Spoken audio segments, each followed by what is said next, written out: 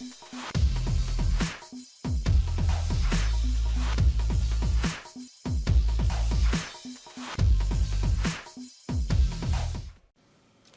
guys, welcome to Craving for Baking. Today I am going to be showing you guys how to make the emoji cake. So here are the ingredients so we can get started. So I have got my already baked cakes here and they are completely cooled as well.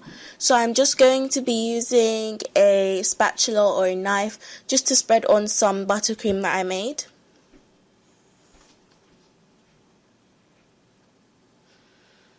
And as you can see, I switched to a offset spatula just so it would be a bit easier for me to spread it around.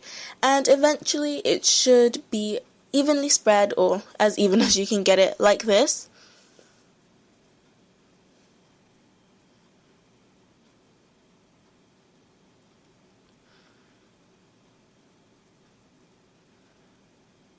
Then I'm going to be putting on my next layer, and this is only a 2-layer emoji cake, but of course you can go extravagant and make it more than 2 layers.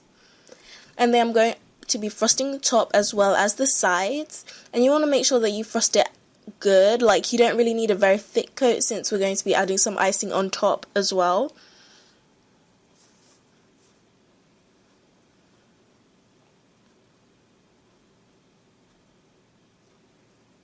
And then I am going to be frosting the sides, and you want to make sure that you frost the sides as well as possible. And since I cut my cake, it was kind of a bit hard and crumbs started going into the buttercream, but it's fine. Just want to keep working with it.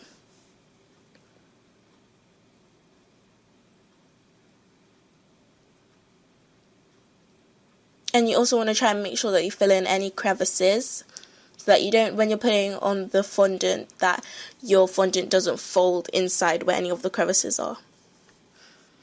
So eventually this is what your cake should look like once it's all nice and iced. And then you want to refrigerate that for about 5 to 10 minutes. While that's in the fridge, you want to start rolling out your yellow fondant for your little emoji face or tone. So you want to roll that to as big as the cake's going to be, or at least slightly a bit bigger, so that you can just cut off the excess and you don't need to be worrying about running short. So you just want to roll that as big as you need it to be.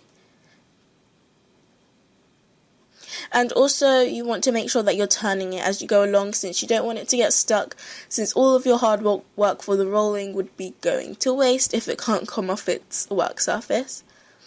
So once that's been rolled and it is nice and large, I'm going to place it onto my cake.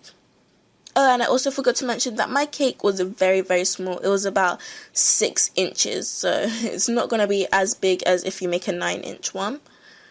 So now I'm smoothing the top and making sure that there are no dents. As you can see, there's one dent where the fondant kind of ripped, but I was just like, so I just left it.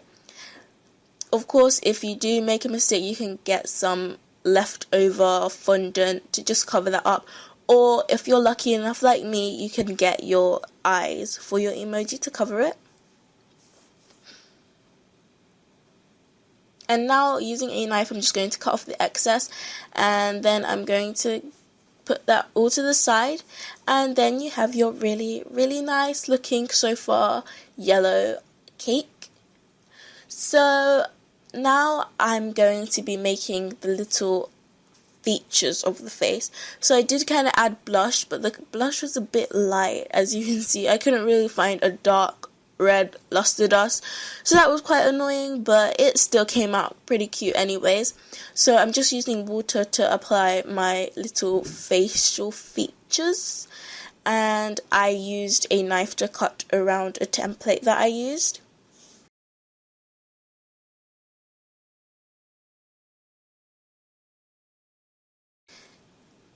And if you really want it, you can comment that in the comment section, and I will link that in the description box for you. So that was the finished cake. As you can see, this is inside it. It was so delicious, and I hope you guys try it out. Thank you guys so much for watching, and I'll see you next time. Bye!